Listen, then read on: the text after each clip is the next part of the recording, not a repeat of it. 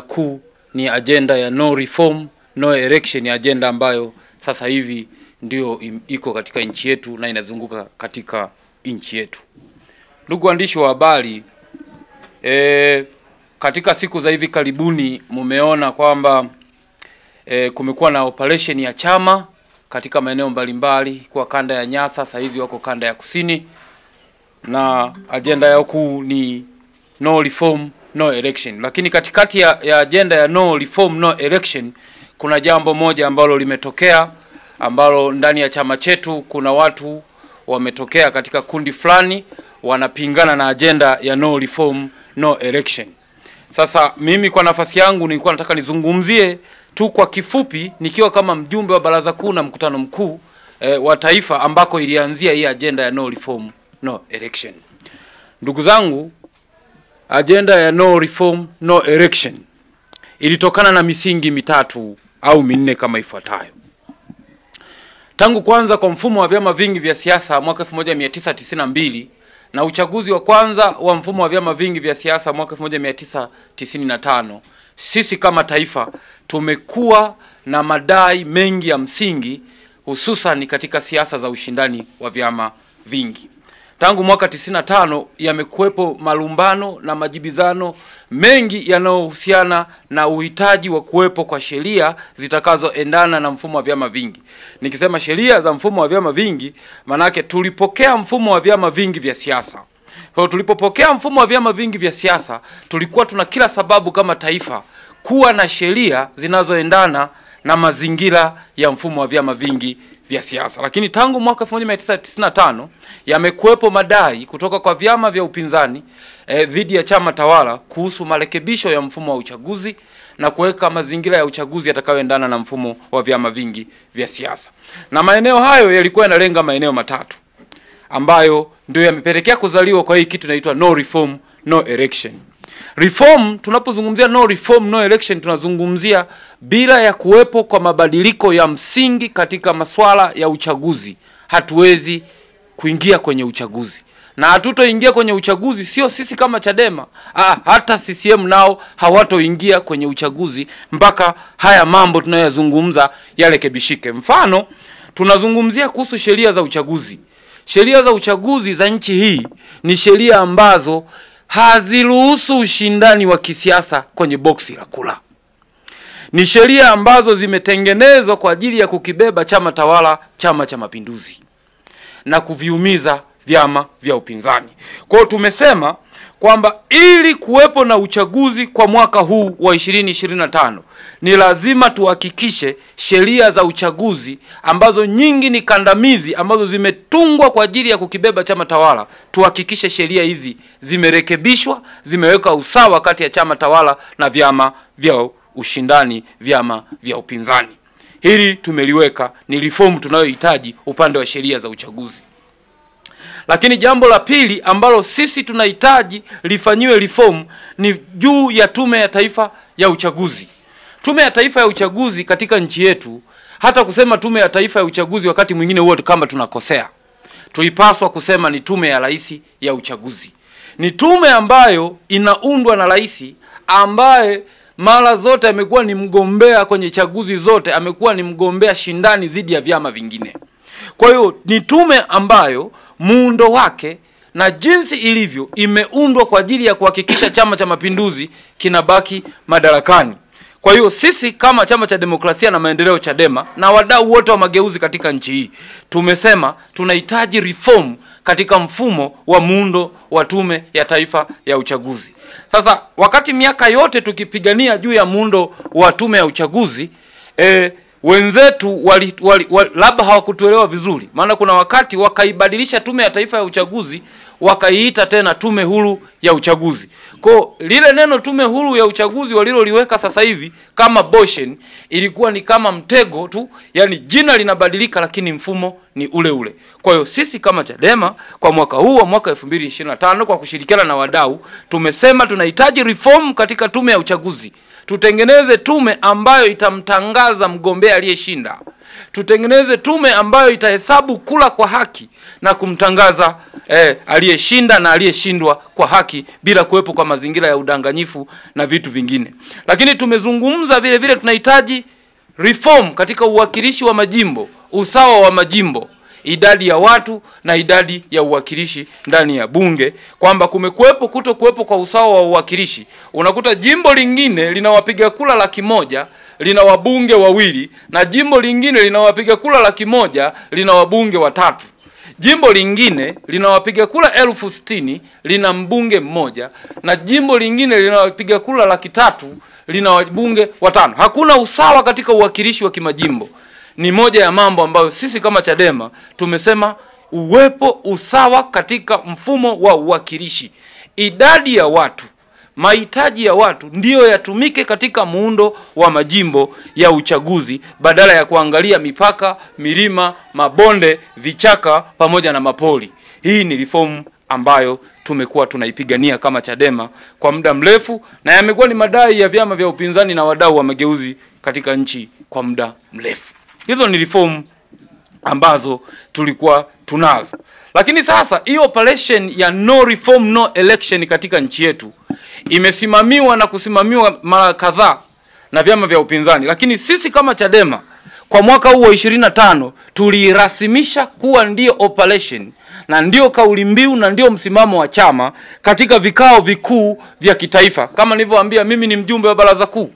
Siku ya tarehe 20 mwezi wa kwanza mwaka 2025 liliketi baraza kuu chini ya mwenyekiti Freeman Aikaeli Mbowe na makamu mwenyekiti Tundu Lissu na katibu mkuu John Mnyika, na wajumbe wote kwa kauli moja tulipitisha no reform no election kuwa msimamo kamili thabiti wa chama, kwamba hatutokubali kuingia kwenye uchaguzi na hatutokubali yeyote aingie kwenye uchaguzi bila kuwepo kwa mabadiliko niliyoyataja hapo.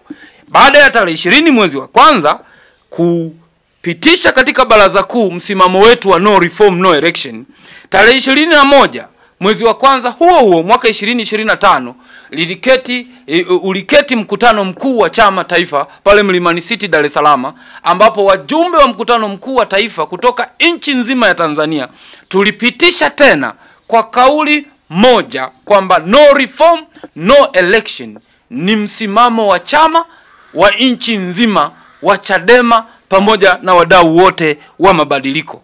Kwa ilirasimishwa rasmi tarehe 21 mwezi wa kwanza mwaka 2025. Ndugu zangu waandishi wa habari, nimewaeleza hili kwa sababu sasa hivi kumekuwa kuna mvutano ambao kuna kundi linataka kuaminisha kwamba msimamo wa no reform no election kwamba ni Tundu Lissu na chama labda hakitaki, sisi wanachama na viongozi hatutaki hii operation. Lakini hapa ndo nawathibitishia kwamba msimamo wa no reform no election sio wa Tundu Lissu, sio wa Mbowe. Huu ni msimamo wa Chama cha Demokrasia na Maendeleo Chadema, na wote tuliukubali na wote tunautekeleza. Yaani tupo nao na tunatamba nao kama kawaida. Kuna kundi la watu linajiita G55 ambalo linazunguka nchi nzima kudai kwamba wao ni kundi la watu 55 wanaopingana na msimamo wa no reform no election. Nataka sasa nimalize kwa kusema hivi: pamoja na kupitisha kwenye vikao vyote swala la misimamo ya chama liko kwa mujibu wa katiba ya chama, ambayo ukisoma kwenye muongozo wa kamati ya maadili ya chama, kwenye zile kanuni za maadili ya chama, kuna kitu kimezungumzwa kama usaliti. Usaliti umetajwa kwenye katiba ya Chadema kwamba mojawapo ya usaliti ni kukiuka na kwenda kinyume na maazimio ya chama.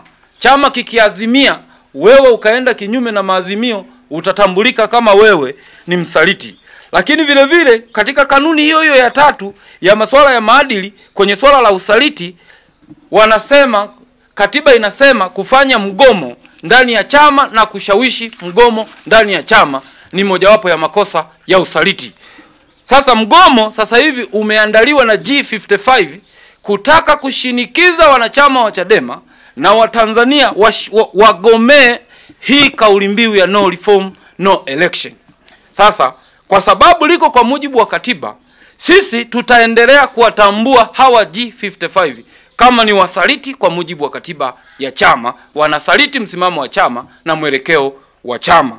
Na mwisho, kwa kumalizia kabisa, niseme sisi kama Tabora, sisi kama Magharibi, sisi msimamo wetu ni mmoja, ni no reform, no election. Na hatuna mpango wa kumvumilia yoyote au kumfumbia macho mtu yoyote kutoka mkoa wa Tabora au kanda ya Magharibi ambaye atasimama hadharani kupinga huu msimamo wa no reform, no election, msimamo uliobeba matumaini ya nchi kwa leo, kesho na siku zijazo. Na nitoe rai, ni shauri, ni muhimu nikawataka wakaondoa jina hilo la G5 kwa sababu wanawatumia vibaya wazee wetu waliokuwa na uzalendo dhidi ya taifa lao. Badala yake wao wameanzisha genge ambalo kimsingi kwa mujibu wa chama chetu ni wahuni, na hawa ni wasaliti, na mtu yote ambaye anapingana matakwa ambayo yako kikatiba kwa mwongozo wa chama chetu. Nitasoma pia kwenye katiba yetu hii ndogo ya chama ambayo wanachadema wanaijua vizuri, ukurasa namba 91 kwenye maudhui ya chama. Tasoma kipengele kimoja kwenye ibara ya 4 kinasema, baraza kuu ndilo lenye jukumu la kufanya mabadiliko ya maudhui ya chama kwa kushirikisha uongozi wa chama ngazi ya wilaya na majimbo, na kwa kuzingatia maoni ya umma kupitia asasi zao za kijamii. Mtangulizi aliyetoka hapa kuzungumza amewaeleza namna ambavyo baraza kuu liliketi tarehe 20 mwezi Januari, mkutano mkuu kaketi tarehe 21, na baadaye kikao cha mwisho cha baraza kuu pia ambacho kiliketi tarehe 22. Maana yake ni nini? Jambo la agenda ya no reform, no election liko kwa mujibu wa katiba, na chama chetu kilizingatia matakwa kwa maudhui ya chama. Ni mamlaka ipi inaweza kabatilisha jambo na kulifanya kuwa sasa la kitaasisi.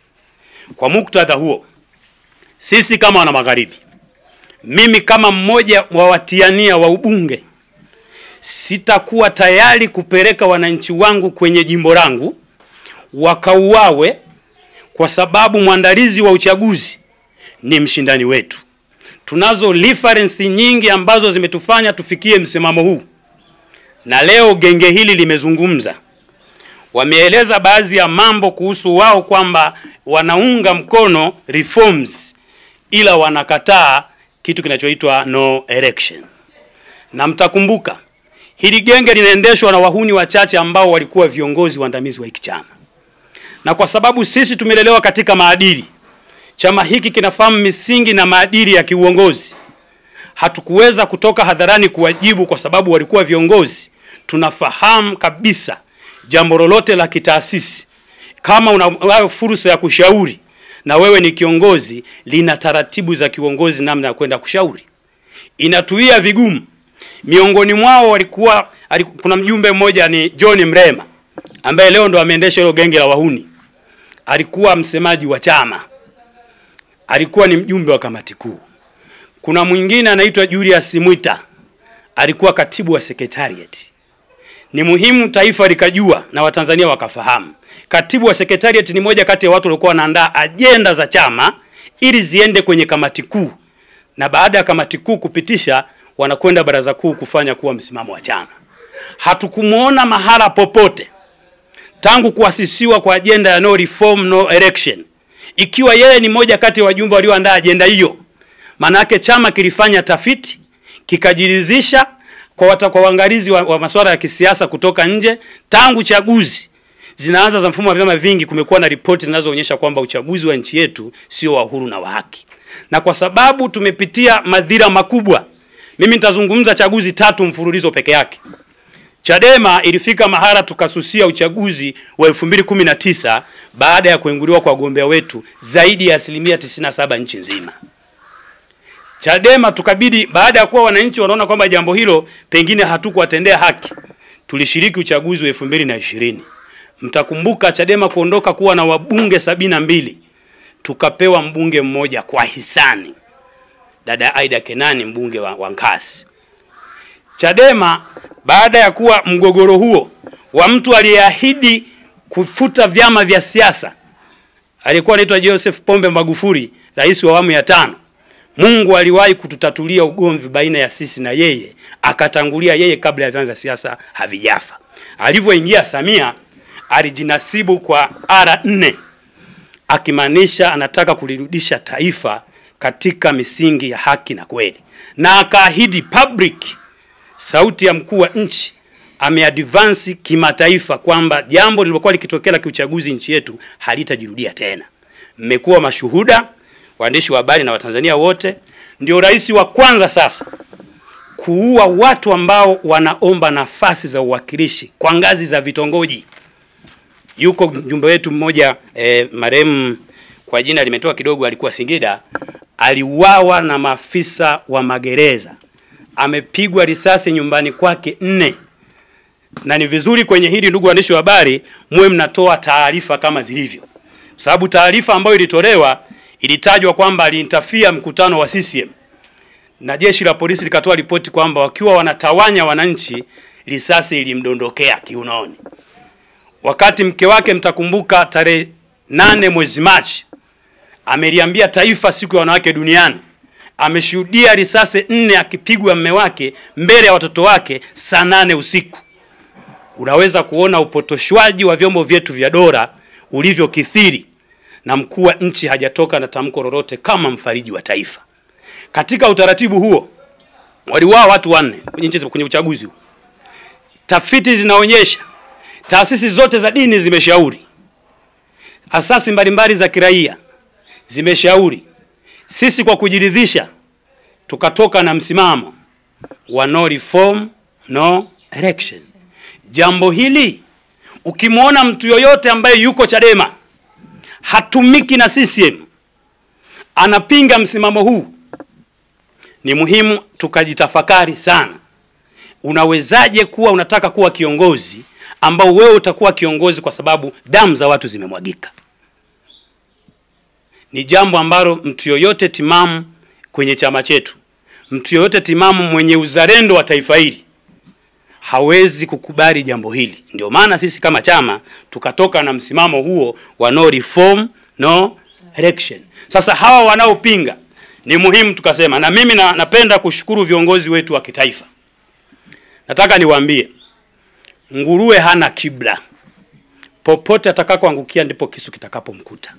Tutakabili ili genge la wahuni pasipo utaratibu kama ambavyo wao wametoka bila utaratibu, tutawanyoosha. Lakini leo nimesikia wakizungumza, wanatafuta tension ili watoke, kwa sababu tumewazoea sasa.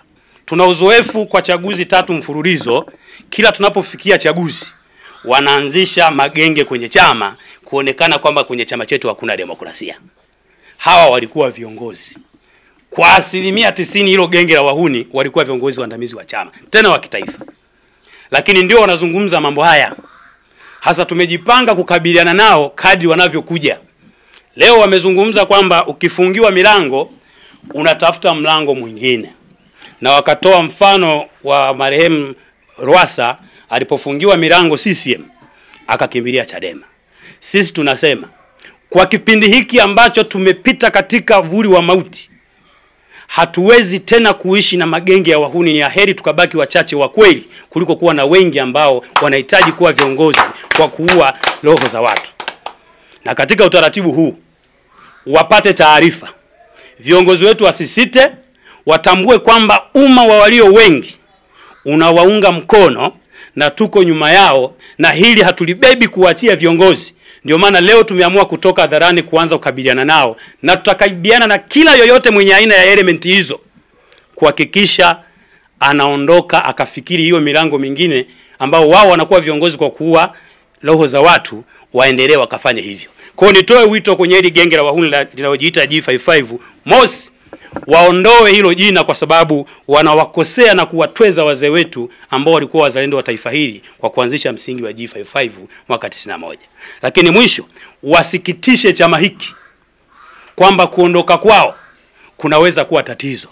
Hii no reform no election inatekelezwa na Watanzania wote, walio Chadema na wasio Chadema, wenye mapenzi mema na taifa hili.